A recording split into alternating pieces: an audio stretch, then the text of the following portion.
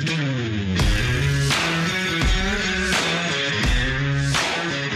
well-regulated militia being necessary to the security of a free state. The right of the people to keep and bear arms shall not be infringed. Welcome to another edition of Bearing Arms Cam and Company. My name is Cam Edwards. I'm glad you joined us on the program today. We've got a lot to talk about, including news out of California, where a bill that would ban gun shows on state property is making its way through the state legislature, and State Senator Dave Min, state senator. I want to make sure it was a senator. I didn't want to demote him to assemblyman, but State Senator Dave Min, who is the sponsor of this legislation, has a big piece today at a website called Cal Matters, promoting his ban on gun shows. You can see the big graphic here. Gun shows don't belong on California fairgrounds. He says, look at those greedy hands reaching for a black rifle that, by the way, has been banned in the state of California as well. Dave Min starts out his piece by trying to make the argument that there's something unique and special about the United States in terms of the violence that we suffer, and that violence could be curtailed if only we could, forbid people from buying firearms. He writes, quote, no other developed country has levels of gun violence remotely close to what we experience in the United States. But we cannot allow this gun violence epidemic to be normalized. And to help address this, he says, I've authored Senate Bill 264, which would effectively end most gun shows at county fairgrounds in California, because I believe our state must take a stand and remove ourselves from the business of selling guns. Given the research showing that more guns lead to more gun violence, it's morally reprehensible, he writes, for our state to continue to promote gun violence by allowing the sale of guns and ammunition on taxpayer-owned property. So, first of all, let's debunk the idea that more guns leads to more crime. From the early 1990s up really through last year, violent crime in the United States declined by more than 50%. Homicides in the United States dropped by more than 50%. At a time in which millions of Americans purchased millions of firearms, we had more than 20 million Americans become concealed carry holders. We actually had the opposite of what Dave Min is suggesting. He says more guns equal more crime. We had more guns and less crime from the early 1990s until last year. The availability of firearms for law-abiding Americans doesn't have an impact on the violent crime rate because violent criminals aren't following the law to begin with. Now, Min also says that the state of California should take a stand and remove itself from selling firearms. Well, the state of California isn't selling firearms. The state of California, when it allows gun shows on county or on state-owned county fairgrounds, is simply serving as the establishment where federally licensed firearms retailers and even some private sellers lawfully sell firearms under California law, which requires, by the way, a background check on every firearm transfer, a 10-day waiting period. So nobody's going to the gun store, buying a gun, and then walking out with it. At best, you're going to the gun show. You see a firearm that you like. You tell the individual behind the counter, hey, I'd like to buy that. Okay, they put you through a background check, and then you make arrangements to pick up your firearm 10 days later. That's what happens at gun shows in California. But that's too much for Dave Min. He says, quote, gun shows are essentially flea markets for firearms and are a primary... You ever go through a background check at a flea market, by the way? I never have. Min says they're a primary mechanism by which unlicensed, unregistered, and illegal firearms are trafficked through secondary markets. According to research by leading policy organizations, gun shows often create the opportunity to circumvent gun safety laws and are a common venue for straw purchases and illegal gun transfers. Leading policy organizations, by the way, is code for gun control groups. Yeah, that's what Dave Min's talking about. And gun control groups say, if you've got these gun shows, it doesn't matter if everybody's following the law. You still have criminals circling around outside and they're, buying guns on the secondary market. So you got to stop that stuff. In other words, the gun shows themselves are not the problem. It's criminals who are circumventing the law who are the problem. And Dave Min is blaming gun shows. He also says, quote, gun shows are a major conduit for the sale of ghost guns. Gun precursor parts designed to be assembled into a firearm. When my staff and I recently visited a gun show, the most popular vendors were selling ghost gun kits for Glock-like pistols and AR-15 style rifles. These ghost gun parts had no serial numbers and could be purchased with cash and carried right out of the gun show with no background checks or licensing. These untraceable ghost guns have become a top concern for law enforcement. Well, again, what he's talking about are things that aren't firearms. So, no background check is needed because it's not a firearm. You can buy a gun part without buying a gun. Now, gun control advocates like men would like to change that. They would like to change the law so that even something that could eventually be turned into a firearm should be considered a firearm and should be serialized, despite all of the problems that would entail. And of course, with every regulation comes a criminal penalty. And so what Dave Min is suggesting is that if you were to buy or even to sell an unfinished gun part, that should be a crime, right? Now, it's not just about regulating gun shows. It's about making new crimes out of your right to keep and bear arms. But Min says, look, even if no illegal or unlicensed firearms or ghost guns were sold at gun shows, there's still a compelling case to end these shows on public property. Gun shows are held for one purpose: to sell as many guns and as much ammunition as possible.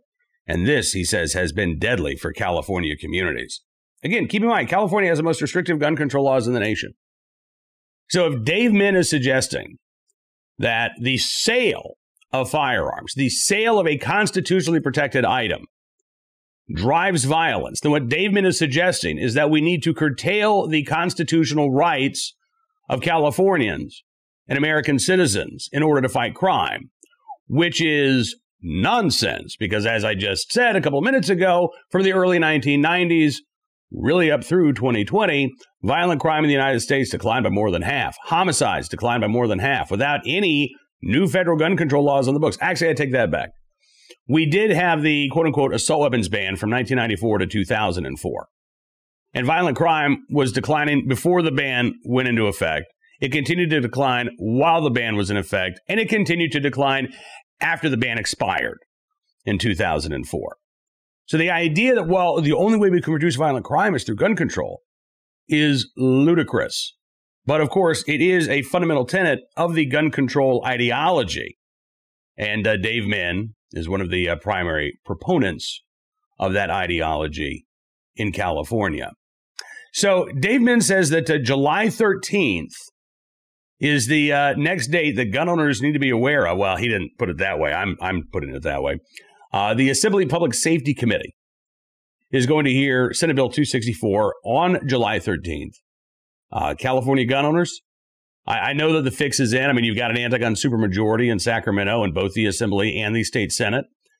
But I would strongly encourage you to still contact the members of the Assembly Public Safety Committee, because this is not only an attack on the right to keep and bear arms. This really is an attack on the First Amendment rights of gun owners as well. As we've talked about with Chuck Michelle, head of the California Rifle and Pistol Association, you know, these gun shows in California, one of the reasons why anti-gun advocates like Min want to ban them is because they're a gathering place for gun owners. Min says, well, the only reason you got is to sell as much guns and ammo as possible.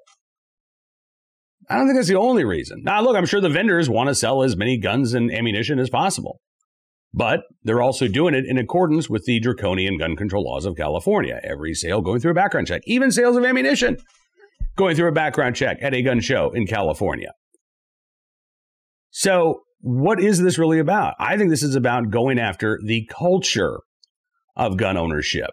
They don't want Second Amendment supporters to get together by the dozens or by the hundreds or by the thousands. They don't want groups like the California Rifle and Pistol Association or Gun Owners of California able to set up booths and tables to attract members who in turn would help to fight the draconian gun control laws on the books in California. They want to stifle the exercise of a constitutionally protected right, not only the right to keep and bear arms, but our freedom of expression, our freedom of speech as well. Now, Dave Min may truly believe that he's doing this in the name of public safety, but he's wrong, because this wouldn't stop violent criminals from illegally obtaining firearms. This would not stop violent criminals from using those illicitly obtained firearms in the commission of a violent crime. This law, or this bill that Dave Min wants to turn into a law, is aimed directly at legal gun sales and at legal gun owners, because to Dave Men and gun control activists, they don't really want to talk about the violent criminals. They want to go soft on violent criminals. There's actually a bill in the California Assembly that would reduce the sentences for using a firearm in the commission of a violent crime. No, who they really want to go after, who they really want to target? You and me and the 100 million Americans who are exercising their Second Amendment rights. Because until we're dealt with, they can't really achieve their end goal, which is to eradicate the Second Amendment altogether. All right, let's turn our attention now to our good deed of the day, our recidivist report, and our armed citizen story. We'll start with our recidivist report from the Commonwealth of Virginia, about 4 hours or so from Farmville off to the west in Marion, Virginia, where a man who was originally facing years behind bars, now getting away with time served. Circuit Court Judge Dennis Simmons told 36-year-old Andrew Thomas Weibly that it breaks her heart when she sees young people going in and out of jail. She's talking to a 36-year-old man, by the way. I wouldn't say that's really a young person. I'd say that's old enough to know better. She said Weibel seems to be a strong and intelligent person who was capable of making better decisions and deserved to make better choices for himself. Quote, you don't need to spend the rest of your life in and out of jail. Weibel was one of 3 suspects arrested in connection with a shooting at a motel in Marion, Virginia in May of last year. He was taken into custody at a hotel in New Jersey about a week after the shots were fired. Nobody was injured in the shooting. The dispute apparently stemmed from a drug deal. Deputy Assistant Commonwealth's Attorney Keith Blankenship said that the prosecution had circumstantial evidence that Weibel had traveled to Marion, Virginia from New Jersey to collect a minor drug debt. During a March preliminary hearing, one of Weibel's co-defendants, 26-year-old Charles Michael Funk, testified that Weibel and another co-defendant, 20-year-old Stephen Nathaniel Anderson, came to his home asking about a man who Funk said owed Weibel about $700 for pills. Funk told Marion detectives that the trio parked the vehicle that they were in at the Flowers Bakery store just down the road from the Royal Inn in Marion, and that he and Weibel walked to the hotel looking for the man. Outside of the room, he told police another man told him the man that they were looking for wasn't there, and they started walking back to their car. As they were headed back to their car, he heard shots behind him, according to Funk. He said he only heard the gunfire, didn't see the incident, but later saw Weibel and Anderson putting a black pistol under the seat in the vehicle. So this was getting ready to go to trial, and then Weibel ended up taking a last-minute plea deal. Most of the charges were dropped. Yeah, and he ended up pleading guilty to just one minor charge. Although sentencing guidelines call for an active sentence of 1 year and 9 months, the judge said, nah, that's all right. Instead, let's sentence you to 1 year and 7 months, and we'll just call that time served.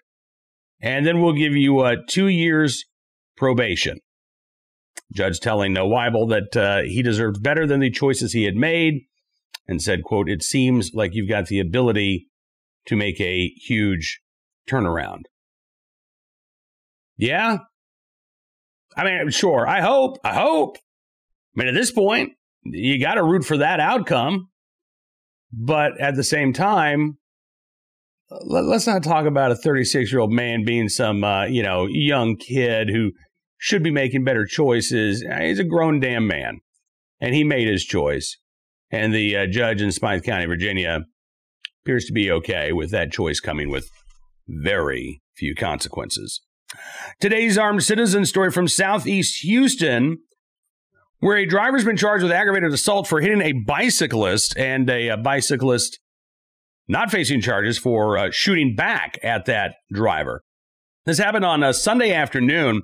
There was a husband and wife out for a bike ride, and apparently a guy kind of drove up to him and said, hey, you shouldn't be riding bikes in this neighborhood. And okay, whatever. And he came back a couple of minutes later, actually hit the woman on the bike with her vehicle, knocking her to the ground. And that is when the male cyclist, identified as her husband, ended up pulling out his firearm. In fear for his life, he fired shots at the driver, thinking that he was going to be next. The driver, identified as Jose Hernandez, has been charged with aggravated assault with a deadly weapon. He was shot. He is expected to recover from his injuries.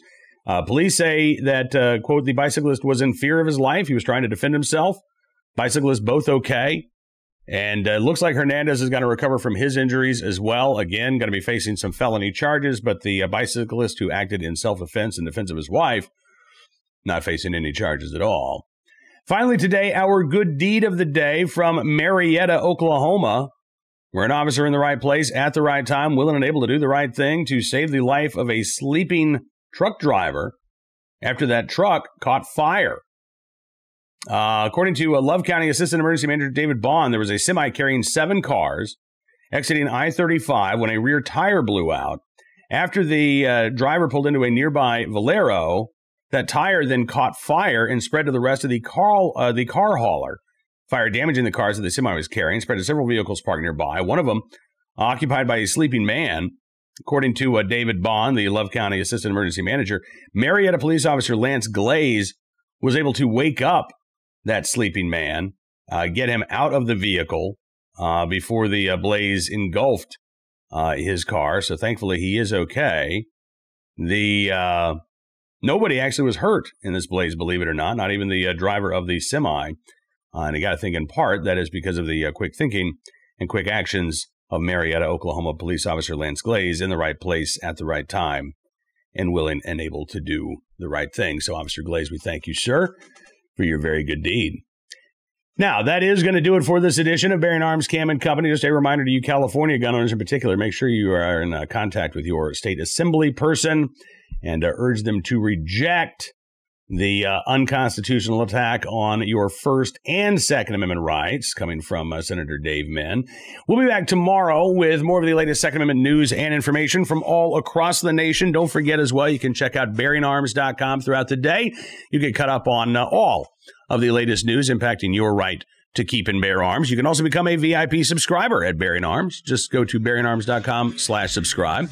Use the promo code GUNS to get 25% off of your membership. You'll get exclusive commentary, analysis, news stories, but you'll also be helping to support programs like this one, where we can bring you the latest Second Amendment news each and every day. Until we talk again, thank you for your support. We'll see you here soon. But until we do, be well, be safe, and be free.